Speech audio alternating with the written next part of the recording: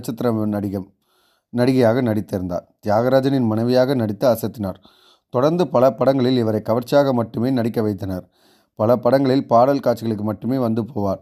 தமிழ், தெலுங்கு, மலையாளம், கன்னடம், ஹிந்தி என பல மொழி படங்களில் நடித்தார் சில்க் ஸ்மிதா. இவர் முதலில் பாரதி ராஜாவின் படத்தில் தான் அறிமுகமாக இருந்தாராம். மலையாளத்தில் இவரது முதல் படம் ஒட்டப்பெட்டவர்.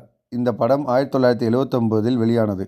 அதே ஆண்டில் தமிழில் பாரதி ராஜாவின் புதிய வார்ப்புகள் வெளியானது. பாக்யராஜ் கதாநாயகனாக நடித்து இருந்தார். இந்த படத்தில் பூவிற்கும் பெண் கேரக்டரில் முதலில் சில்க் நடிப்பதாக இருந்தது. பாரதி ராஜாவே அவரை தான் தேர்வு செய்துள்ளார். அதன் பிறகு இவர் ரொம்ப சின்ன பொண்ணு, கேரக்டருக்கு மேட்சாக இருக்க மாட்டார்னு அவரை வேணாம்னு சொல்லிட்டாராம். ஆனாலும் வேறு படத்தில் பயன்படுத்தி கொள்ளலாம்.